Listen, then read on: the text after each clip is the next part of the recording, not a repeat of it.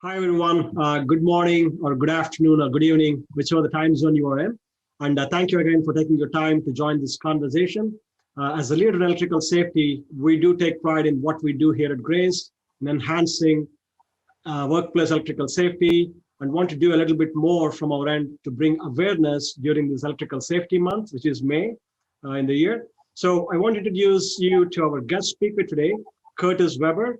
Curtis is online with me today, and Curtis is an electrical accident survivor himself who turned into become an internationally well-known motivational speaker to drive the awareness on workplace safety and further help people understand and promote the safety importance from his own experiences.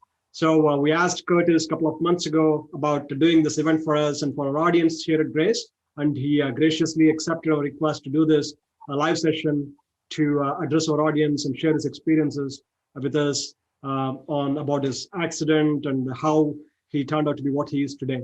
So without going further, I'm going to ask Curtis to give a quick introduction about himself. Where do you live, Kurt, and what do you do? And just give a quick background about what do you do and where you're currently at. Okay, perfect. Well, thank you, Bono. And again, thank you to Grace Technologies for reaching out and having me part of your initiative here for pumping out some content and some valuable insights, hopefully, in electrical safety month here. So I guess a bit of a background about where I come from. I'm a prairie boy from small town Saskatchewan, Canada. So grew up in a very outdoorsy environment, and I following my injury that we'll dive into, have an experience and story to share and hopefully some learnings along the way. But yeah, just appreciating the weather here in Saskatchewan. It's finally nice. We're finally getting rid of all the ice on the lakes and things like that. So no, it's been good and happy to be here. So thanks for having me. Cool. So did you guys open up the international borders yet in Canada, or still it's closed right now?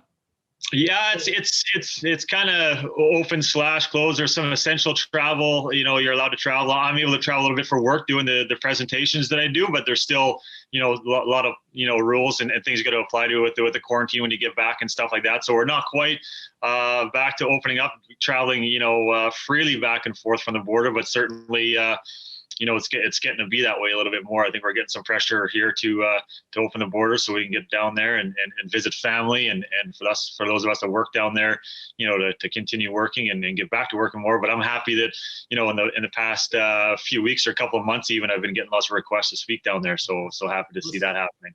Again, once again, thanks for doing this for us. So I want to just go into detail about give our audience a quick overview about the accident that you were involved with back in the day, and then what are some of the specific details about what you were doing during the time of the incident, and what you're trying to accomplish, and what really caused that. Just give us some more details to give a. Yeah, for sure. So my injury happened actually when I was 17 years old. I just was weeks after graduation. I had an opportunity. I'm a big hockey guy from Canada, so that's kind of a given for us. But having the opportunity following graduation to play some junior hockey in Western Canada was something that I was really looking forward to. And actually, this job that I had the day that I was injured was kind of a stopgap from, after graduating, and it's a summer job. It keeps me in pretty good shape and things like that before I move away from home to play hockey. So I was telling my groups I was kind of heading in the exact direction I always, was hoping I'd be going, with an opportunity to take my passion to the next level and see where that would go. And so obviously that didn't pan out, and my life took a different turn. And it's an interesting story with a background about what I worked in. I was working in steel construction out on the prairies of Saskatchewan, building steel grain bins. And oftentimes I tell people I was 17 years old when I was injured, and immediately, my audience will start to have their own thoughts of, maybe I was just an inexperienced worker, a young worker who was inexperienced.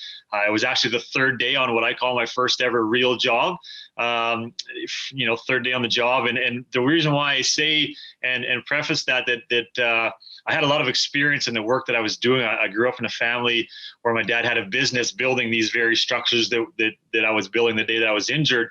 So from the time I was a little boy, My dad had us, myself and my two brothers, out on the job sites at a really young age. Our jobs went from picking up garbage on the site, running guys' tools on the site, to up until our teenage years, where we were physically able to be a big part of building the bins themselves.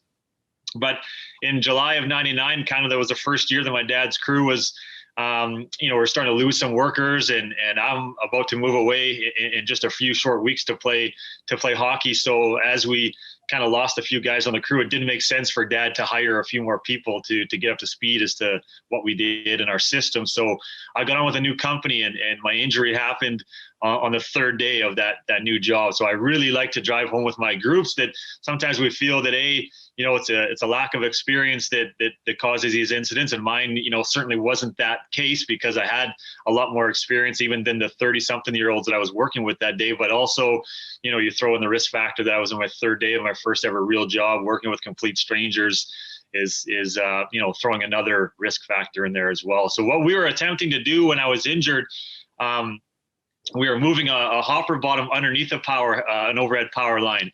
And then we'll talk about some of the details as to why I think that, the day ended up the way that it was a little bit later. But just a quick background, in doing so, we were attempting to use our picker truck, lift that steel beam or that steel hopper off the ground and back it underneath an overhead power line that we identified was a pretty big hazard, a pretty big risk. And again, you'll prompt me on that coming up, Bono, and we'll cover off on some more of that. But we were attempting to maneuver that hopper bottom underneath that overhead power line that we just identified 10 minutes earlier.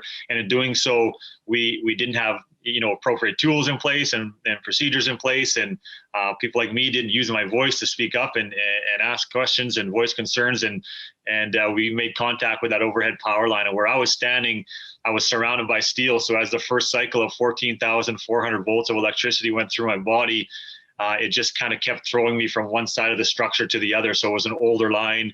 So I took the 14.4 the first time, was shared between myself and two other coworkers actually that first cycle. But where they were situated, they weren't surrounded by steel. So as they were ejected out of that live zone, they weren't exposed to any further voltage. But me being surrounded by steel, it threw me into one side of the other side of the hopper bottom, triggering the second cycle, and so on after that had gone through. The energy doing its thing, trying to eject me out of that live zone, just throwing me right back to where I started, triggering that third and final cycle of 14.4. Wow. Such a tragic incident. So you said that was your day 3 on the job. So, but you did have some experience working for your dad, doing the similar work before, right? So what I'm seeing more so is it because of working completely with the strangers and not having a proper communication protocols developed between the people? Is it one of the reasons you could think of that probably triggered this incident, or? Yeah, you know what, I get asked that a lot. What are the contributing factors? And to me, what I do now. I've got a background in safety now on top of the speaking that I do, and so oftentimes, I'll share with people that when we have a catastrophic event like this, or even maybe more minor events happen on our work sites, is that there's usually a series of events that lead up to the incident. And for us, there was a lot of things that went into it. Like I said, I was 17 years old, so we're already at a risk, higher risk, because our everyone in our audience out there has been 17 before. Maybe some of you have 17-year-old sons and daughters at home. We're pretty impressionable people at that age. You want to go to work, put your head down, keep your mouth shut, and just do what you're told. And so I think I was already in that risk category. But also on top of that, being on the third day of my first ever real job, working outside the family business with people twice my age, it was probably a fairly intimidating environment for me to want to voice my concern and ask questions and be vocal as the new guy, never mind a 17-year-old kid. But I really think that everything really snowballed. The day that I was injured was a long weekend for us up here in Saskatchewan. And our boss had told us, before we started the day, he said, we have a really easy day. I want to reward you guys for some, a really, good week. We got a lot accomplished. And so if everything went according to plan that day, we were supposed to be home early by lunchtime on that Friday of the long weekend. So we entered that day on a really positive note. I think a lot of listeners out there can appreciate that it's kind of like our last day on before the weekend comes, or our last day on before we've got a stretch of, our week out of the site. And so for us that day, that was very much in our minds. We were thinking about that, but our first job went completely sideways. We wasted several hours setting up a bin, and then it was the wrong bin, as we found out. So we had to tear down and pack up our gear. And now we're a frustrated construction group traveling to our next job site.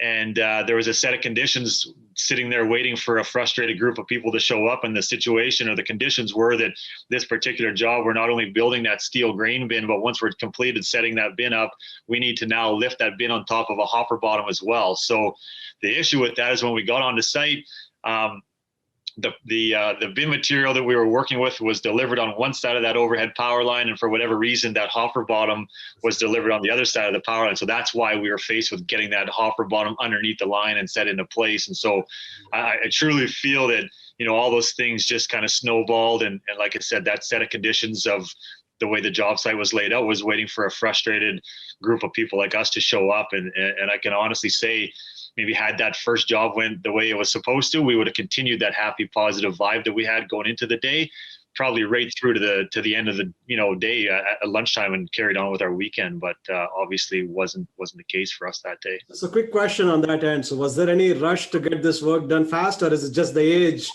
You were in 17 at the time, so you want to get it fast and you want to be a hero getting it done sooner. Yeah, for sure. That played into it. The new guy too, 17 years old. You want to impress people. You don't want to. I mean, we're already frustrated. We're already behind. I was probably. I don't remember anything from the day, or probably several days before, and about a month and a half after. So most of what I'll share with you guys throughout this our next little time together, it comes from different groups of people. But yeah, I think that, I would have been that 17-year-old kid with all that experience, more experience than pretty well anybody on the crew building these exact structures. And so, I strongly believe not just my young age and the fact that I was 3 days into the job, I still feel like I would have had the confidence I'm an outgoing guy. I'm a personable guy.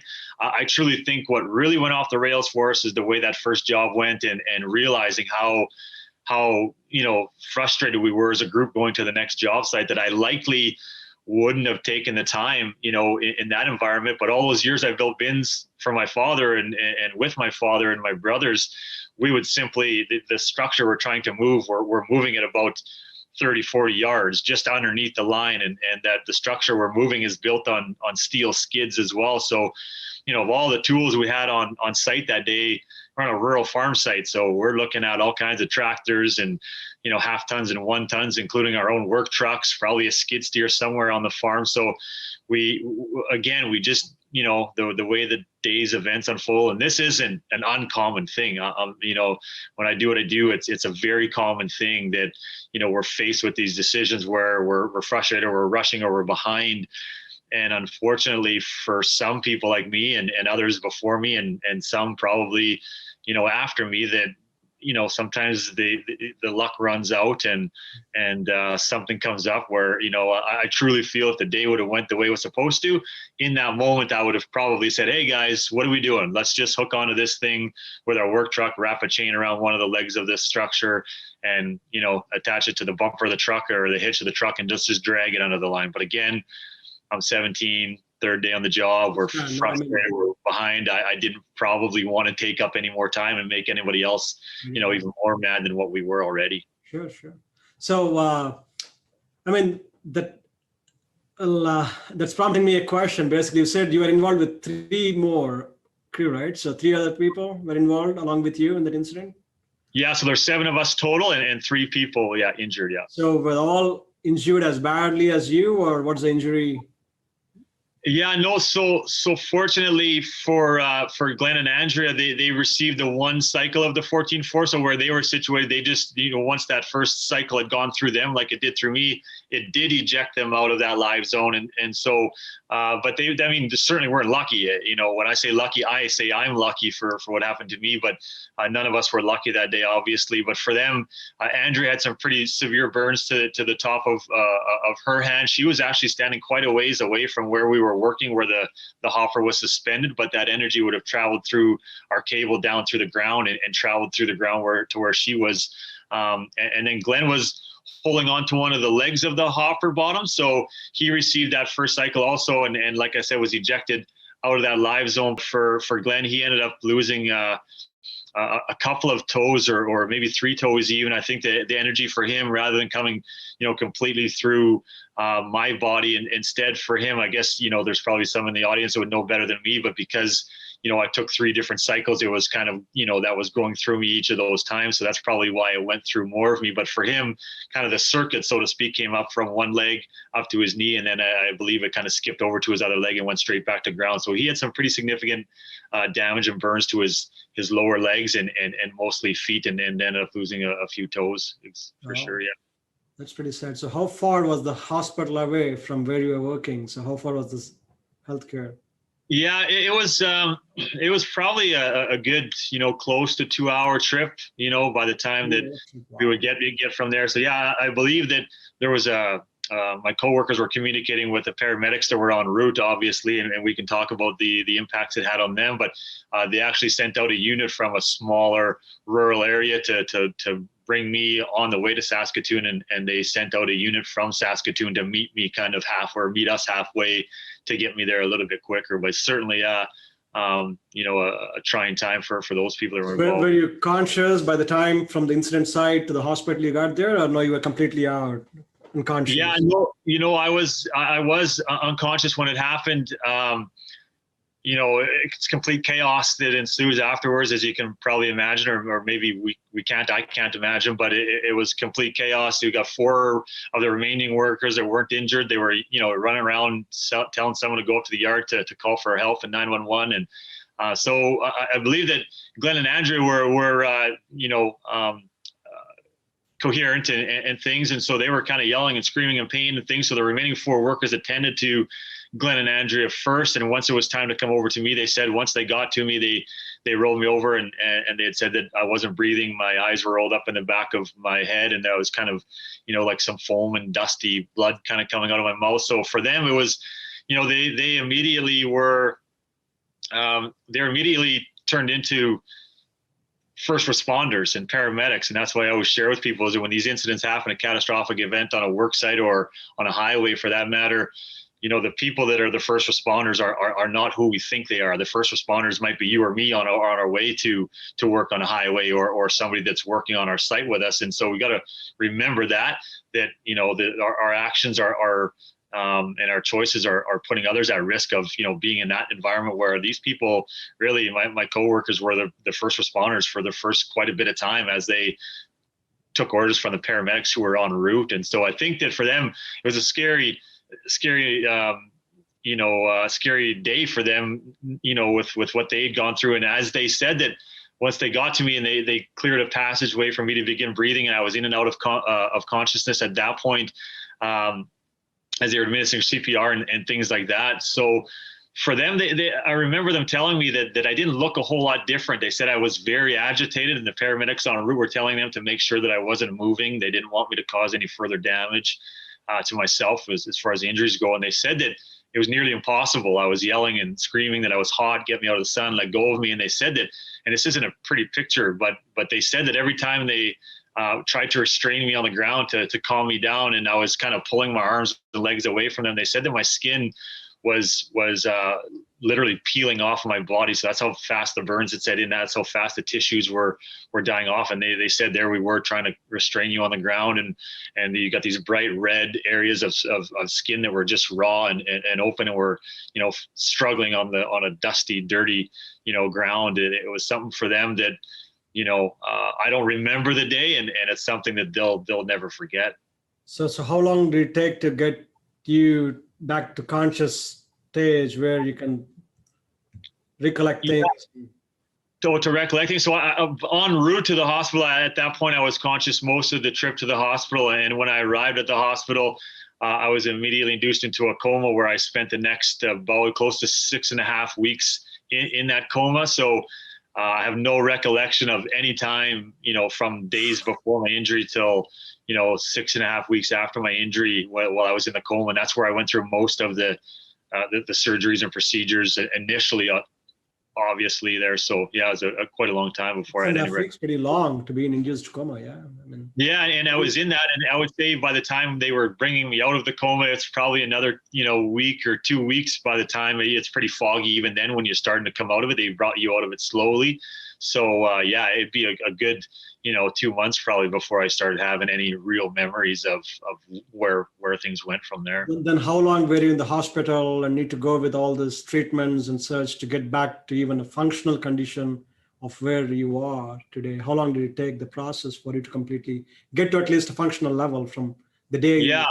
met with Yeah, this? I'll kind of go through my injuries first and the initial hospital stay, and then we'll talk about once I left the hospital and that recovery, because it's two separate journeys. I always say it was a total of about 7 months in the hospital initially. So that was, including that was, the coma and then just,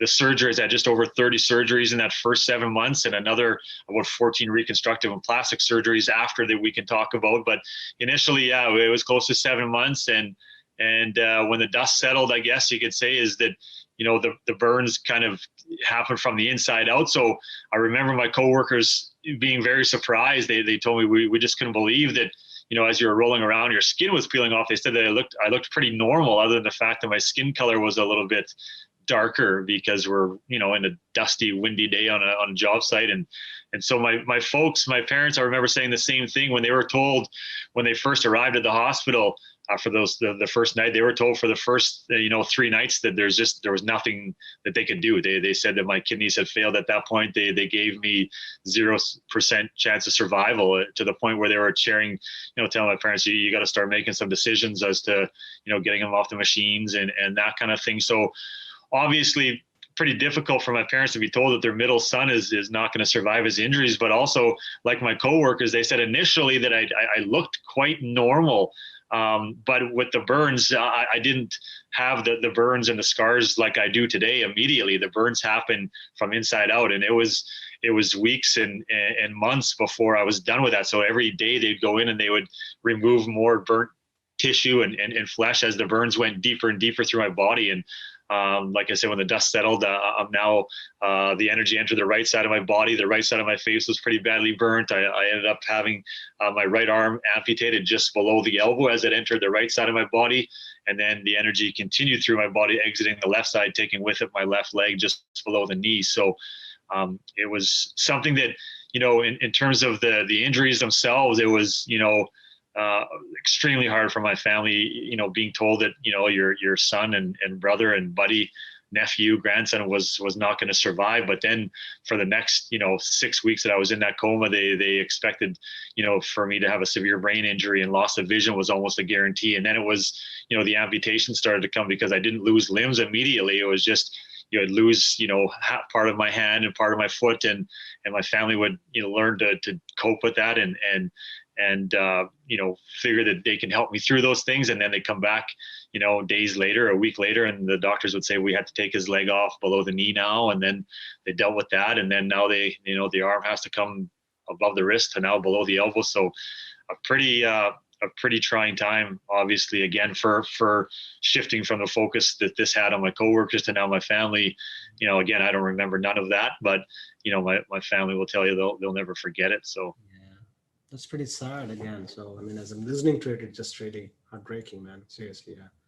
So tell me some of the things that you weren't able to do since this happened, right? Because you were into hockey and the high school and such, right? So the things that you missed the most that you weren't able to do since the incident occurred. yeah, you know what? There's not a lot that I can do today, and that sounds cliche, but being a young person when it happened, I think that probably played into my favor. Being I was an athletic guy playing sports and things, like I learned to pick up a football and a baseball and throw pretty easily with my left hand. Shooting my hunting rifle and casting fishing rods and all the outdoor things that I did prior to my incident are things that I really was motivated to get back to doing. I rigged up my snow machine, my snowmobile with a left-handed throttle so I can operate that still. So it really didn't slow much of my lifestyle down. I love your positive attitude, Curtis. Seriously, that's amazing. Having that sense of positive attitude, that's commendable. Trust me. Yeah, that's something that I get asked that a lot when I do my presentations. Is that people say there must have been a time where you just couldn't handle it, and I can honestly say it. And I wish I had a parent or a buddy or a brother here to back me up, but you'll have to take my word for it. I never struggled with, my appearance or my, what some people would reference it as a disability with amputated limbs. It's something that I never, from the day that I remember waking up out of that coma to when I woke up this morning, there hasn't been a day where I've been depressed or where I felt angry towards my employer or coworkers, or I've ever felt sorry for myself. And I think part of it was maybe just the way that I was raised and, just the way that I came out, but always was the kind of kid that was able to find a positive in something. Now, I'm not a superhero. There was some frustration along the way, learning to do some of those things again. But I think that I would say, frustration is an okay emotion if it's used as a motivator to get over, an obstacle that you're frustrated about. So yeah, it hadn't really, the one thing that, was a little bit slow getting back, the first time I put skates on, I remember I was still in the hospital and I said, I'd love to get back on skates. And the therapists were amazed at how quickly I adapted to my prosthetic limbs and things, and walking balance came really quickly with a prosthetic leg. And I think I had some pretty lofty goals there that I felt so comfortable walking on the prosthetic limb that I said, hey, somebody bring my skates and let's get me on the ice. And so when I had them, I remember walking around the dressing room when I had them tied up and walking around the dressing room, I had a hockey stick in my hand. I remember thinking this feels completely normal. And I obviously set myself up for a bit of a failure, thinking I'm just going to step out on the ice and go tear it up again. But of course I get on the ice and I can't stand, and I can barely get back up after I fall. So that was one thing that was probably, one of the hardest things to deal with, a close second to watching my father cry for the first time in my life that I've ever seen it, and probably the last time that I'll see it, when he did at my bedside reading these journal entries. That was a really hard experience for me, but a close second would be putting the skates on that day and having to have, them bring out a chair for me to push myself around the ice. I've got young kids at home, 3 of them that, the third one's just in her first year of hockey. So all 3 of them, that's what I did for them, was brought a chair out and had them push it around. And there I was as a guy that was supposed to go away to play some, good hockey. That's very motivating. 2 things I see, Curtis, here is, one is the positivity, what you have. And the second thing is the courage and the strong willingness to do things, right? So the 2 paths you could have taken. One is playing a victim or playing a survivor, making the best use of what you are given, right? So I say the second part of you doing that, that's amazing.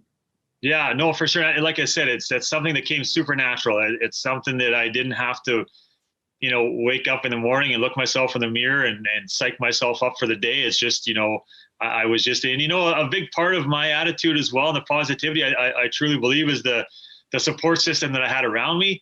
I had buddies, there wasn't a day that went by that I didn't have 10, 15 people. So the hospital that I went to was actually in our university town in Saskatchewan. So I had lots of buddies that were naturally going to university. So they were coming in on weekends, telling me what was going on, who was doing what, letting me know what's happening at all the parties and the bars and stuff.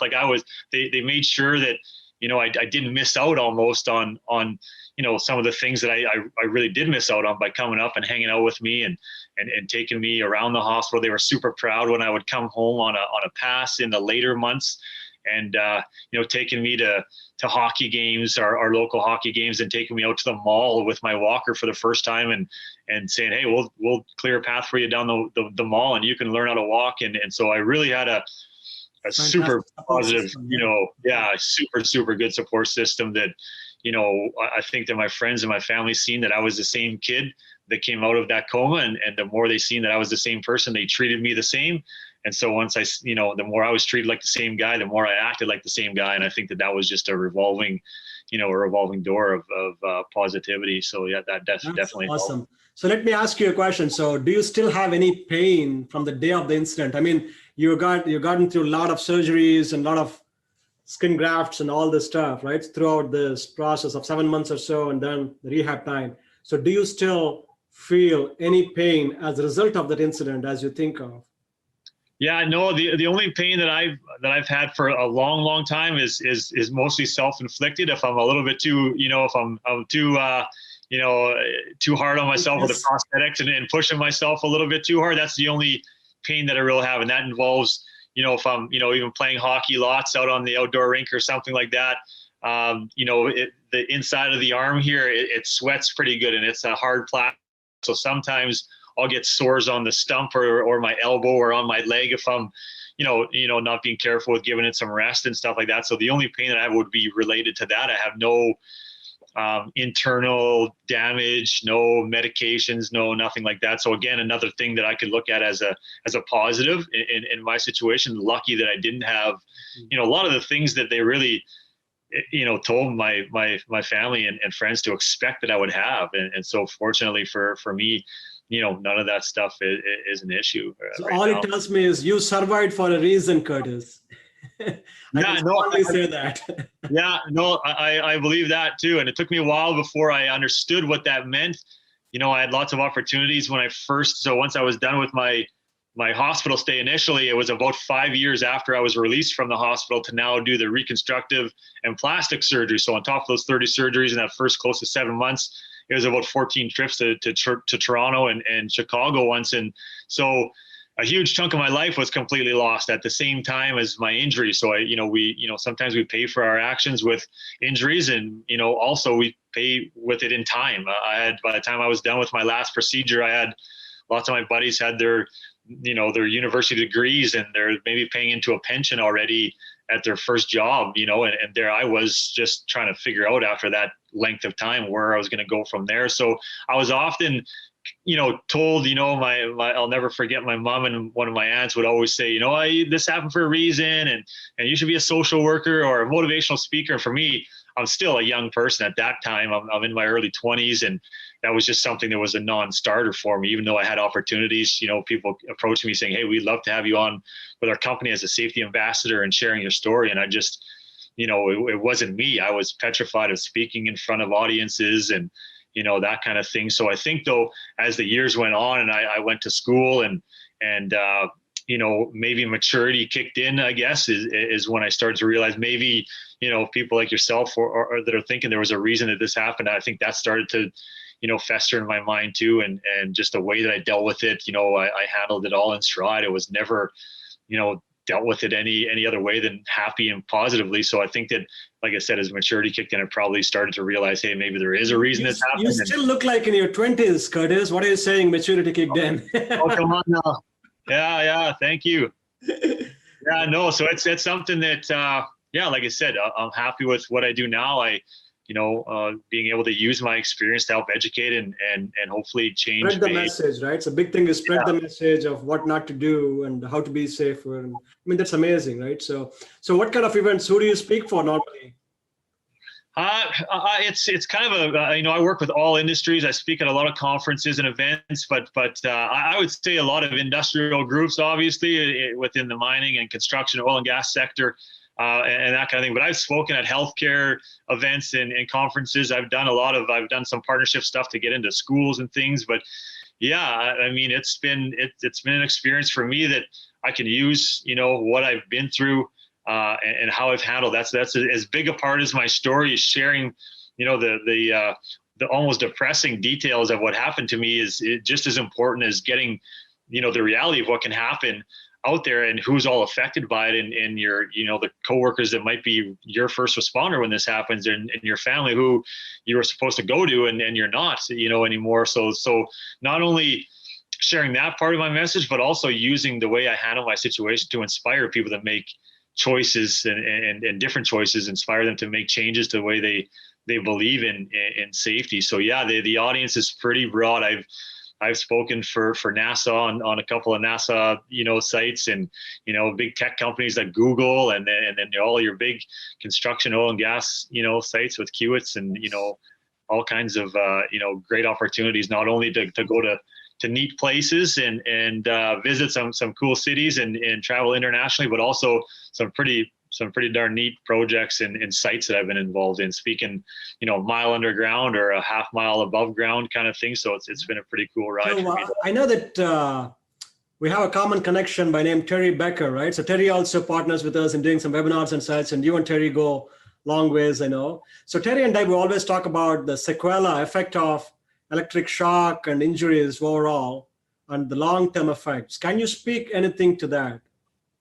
Yeah, it's something that I just been learning about too through Terry and some others, and in terms of like this is a real thing, and I think it's It's hard for me to really understand if I've experienced that. With me, I experienced a lot of the things that, some are saying that are the effects of that long-term sequelae. And for me, it's hard to determine if I've got, one thing I do get is a sore back sometimes and things like that, muscle. But, to me, it's hard to know. I've never been diagnosed, or if there is one, or, most of it I think is, walking around with a prosthetic limb that might be a eighth of an inch, longer than my other leg. It's hard for me maybe to know as much of, what that looks like in terms of that. But yeah, it's something that I've just been learning about as well, for sure. Looks like if you don't have that, you are Iron Man, like a superhero.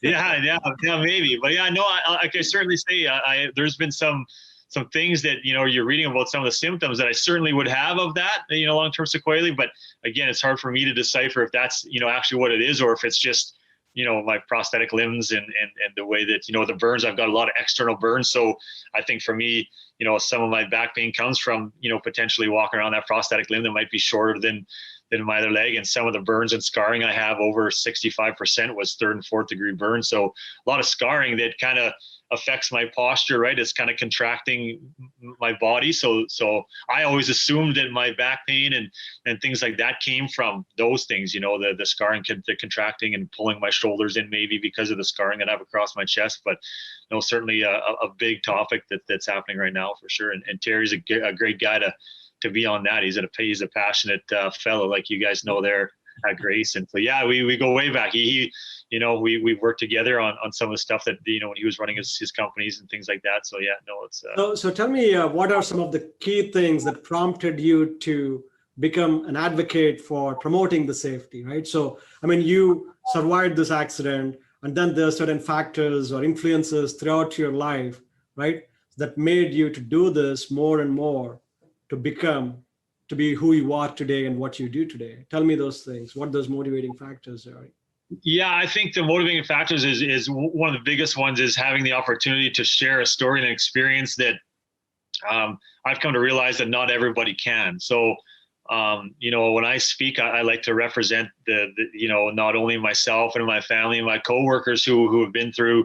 I could tell you right now, I could have a couple of my coworkers doing a presentation, and they might be just as impactful or even more than what I can be, just given their experience. The same thing goes for my parents and my brothers, maybe. But I think that I take almost a personal responsibility now, as I mentioned before, getting maturing and growing up and learning about really what happened and how significant it was to me, is that I take a personal responsibility to speak on not only on behalf of my coworkers and family and myself, but to those that weren't as lucky as I am to live through the experience and share my story. So I take that really personally. I really do. There's a lot of people out there that weren't and aren't as lucky as I am to survive the injury, and not only survive the injury, but if maybe not be able to physically or mentally be able to speak about it and share their story. So I really do take that seriously, that responsibility to use my experience to help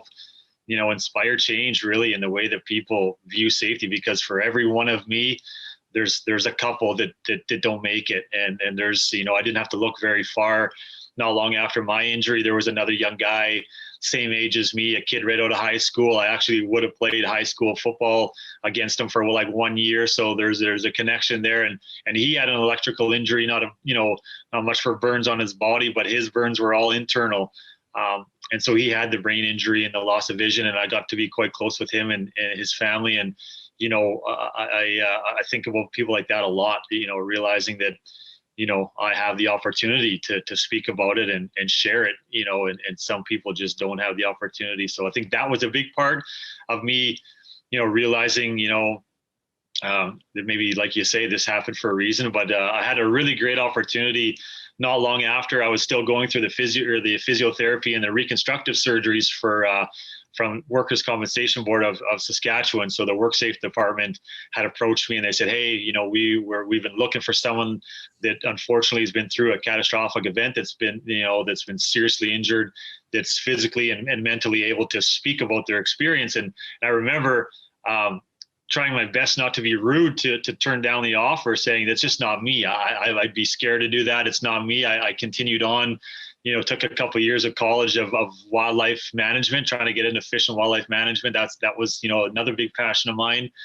And so they were in my ear a lot over the years of me, going through that recovery and where I was going. And finally, I think that's when I started to realize, hey, maybe there's a reason why this happened. And I was lucky enough to have WorkSafe Saskatchewan, pursue me. And eventually I jumped on board with them, and they turned me into a speaker who shared my story at, all kinds of schools throughout the province, and then to employer groups and conferences, and then molded me into a safety professional that I have awesome. a background in that lately. So yeah, a huge shout out to WCB Saskatchewan and, for their help and molding me into the person that I am today. So I have a few more questions before we wrap up. So the next one I have is basically, I know that we can't reverse the things, what has happened, but if you were to go back in time, what could you have done differently that point, right? So I know that you were 17, but if you just go in that memory lane and think through, okay, had I done that something? Yeah, me on a personal level, I would talk from a personal level, and then I'll share my thoughts on like what we can do as an organization for people. Sure, absolutely. For our listeners out there. For me personally, it's really, really easy to identify what's right and what's wrong. I got young kids at home here, and they know exactly what's right and what's wrong, what's going to get them in trouble and what's not going to get them in trouble. So that's the easy part of identifying what's right and what's wrong, or what's safe or unsafe when we're at the work site. The hardest part is to act on that, right? So I would say that, people do what we do because of what happens when we do it. So if we're on a site and, we continue to do things the way we do them without a negative consequence because of a choice or an action that we made that day, it's natural for us to continue doing a task a certain way. So I think for me as a young person who just never spoke up before, because I'm 17, you just kind of keep your mouth shut and put your head down and go to work. Like I said off the top, I've never had a negative experience related to not speaking up. So that was probably a factor that day for me, thinking, I'll just do it this one time. Like I've done it 100 other times where I've had a question or a concern and never said anything, and nothing bad happens anyway. So I think that personally, I definitely would take that opportunity and share with the viewers that, take the opportunity to voice that concern or ask that question. When I go out to do these things in companies kind of globally now, more often than not, 99% of the time, the employer has a system in place where they want us to voice our concerns and ask the questions, right? And it's 2021. Safety is a big thing. And, it's not something that, is we're cutting corners as much as we used to, especially when our employers are advocating for us to take the extra time. If it takes us an extra 20 minutes to do the task because we've got to go and ask somebody some questions or for some help, that's what we're doing. So I think that that's a big thing for the workers out there. But on the flip side of that, I think that for organizations, if we can create an environment, a culture where people feel comfortable going to one another, no matter if we're frustrated and we're behind and we're rushing and it's the Friday, the long weekend, all those things that happen to us, like if we can create an environment where it doesn't matter what day of the week it is, what kind of a day is happening, or who it is that's voicing the concern, creating an environment with our teams where anyone feels comfortable speaking up and voicing concerns. And I'm willing to bet there's on most job sites, there's a certain group of people that maybe that 17-year-old kid that's got a question is less likely to ask, because they're they're maybe the people on site that have been there, they've got a lot of experience, and they're, kind of like someone like my father was, who was just an all go, no play till the work's done kind of guy, and we don't have time for extra discussion. So those are, what I like to focus on in the workplace is creating an environment, because at the end of the day, we're putting everybody at risk. Even if I have a stupid question, if Mono, if you're not, open to me coming to you and asking that question, I'm putting you at risk also, and your family at risk. So like I said, creating that environment where people feel comfortable going to anybody on the job. So Kelly, is it safe to assume that the organization has to create or set up a culture that is open to people voicing their opinion? That's one thing. And B, the individual also should be willing to ask if they don't know something and not just assume. Would that be a right thing? Yeah, absolutely. I always say that, it's often coined a phrase that safety is from top down. Top down, yeah. We hear that lots, that, leadership. And for me, that's okay to say, but, at the same time, for me, there's some truth to the fact that safety is carried out from the top down. We want leaders to lead by example and things like that. And our leadership management groups, they've got a huge responsibility in it, no doubt. I mean, that's where all the resources get spent in developing the program, providing the personal protective equipment and the tools that the crews work with. But I feel that we're maybe passing the buck too much on a group of people that aren't even usually on the site with us when we're working, right? Those people are nowhere. Sometimes they're in a different country in a head office somewhere. Those aren't the people that are working shoulder to shoulder with us. So although, the safety gets implemented from top down and developed from top down, safety really needs to be carried out from the bottom to the top. That it's me and my coworkers that got to use the tools that are given to us and provided for us and the policies and procedures. And like I said, there's so many times where I've seen organizations that truly eat, sleep, and breathe safety, and we still have workers going to work, cutting the corners and taking the shortcuts because as people, we're competitive. Human beings, we're competitive. I want to get the job done faster than you get the job done, right, Bono? You bring up a very important point, Curtis. A few minutes back you mentioned something. It is always easy to know what is right and what is not right, but it's always difficult to act upon the right things, right? So that's where exactly what you said right now comes into play. So there's always a clear distinction between the right way of doing things and the wrong way of doing things, but people cut corners and take shortcuts to do things, right? That's one of the areas where Grace plays a significant role in enhancing things to be more safer by designing these systems in place, okay? So how do you inherently make the system safer so that you eliminate the chances of people cutting the corners and getting things done, right? Still making them, doing it safer. So that's exactly where you play, because you can't control the human error. You always try to control the risk at the source itself, not at the task. So that's exactly what we try to focus on. That's a huge point that you really made, right? So if you want to just tell we have like 10 more minutes, and I would like definitely take some questions from our audience who are listening. So if you want to give like a 3 key takeaways that you want to give our audience, right? So these are the 3 things as a survivor of this electrical safety incident, because one thing that always comes to me is, my mind first thing is, whenever people think about electrical safety, they think that it's only required for people who are working on electrical systems, thinking it's just for electricians. But in your case, you are not an electrician. You are just a person working on installation and setting up this, right?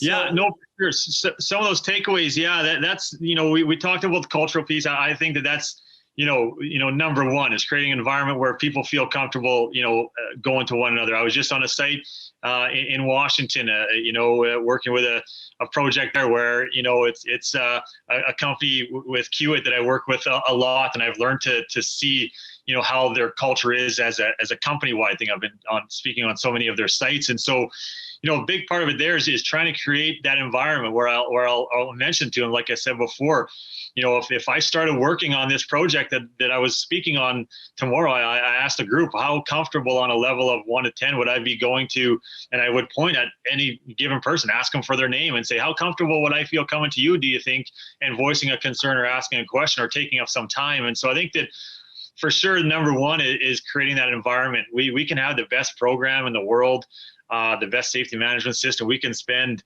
millions of dollars on it, but at the end of the day, if it's not carried out from the bottom to the top and we're not using it, it's really a wasted chunk of resource, because at the end of the day, we need people to feel comfortable using the tools they have and taking the time that we're asked and given to do the task properly. So that's number one. You bring a good point about, in my injury, like I always promote myself as I'm not I don't speak about electrical safety per se, because for me, hazards and risks are all the same. It doesn't matter if you're working in an office environment or you're working as an electrician or you're working on an offshore oil rig.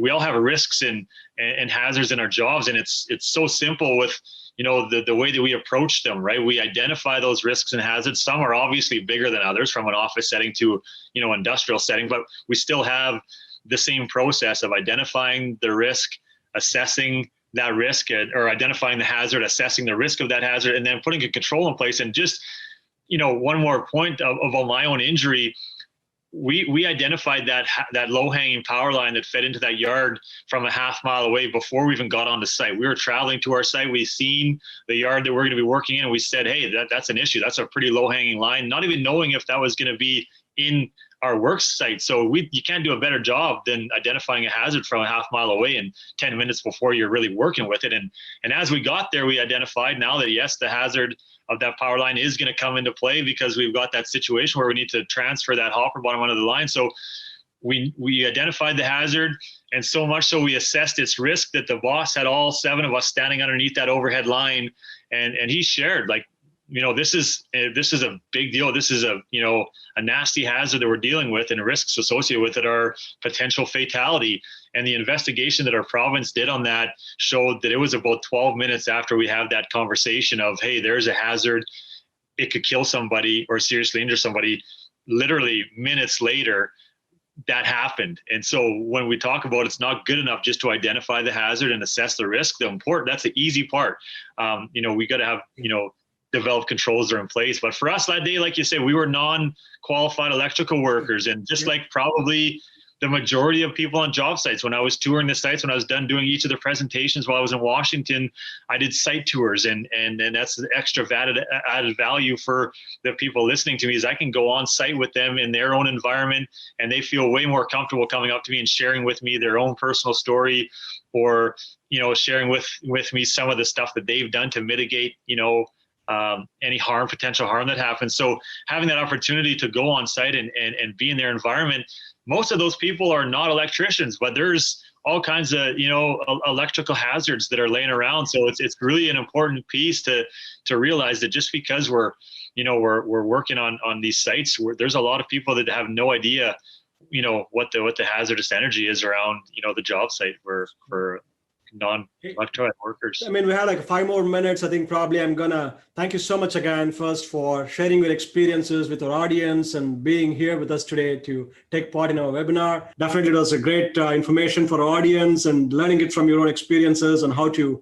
enhancing the safety practices and keeping the employees safe at their workplace. Thanks again for doing this for us. And if you want to learn more about Curtis Weber, visit www.curtisweber.com. And please feel free to directly contact him to engage him with any of your safety-related activities at your facilities. Thank you so much for your time again today. Thanks again, Juan.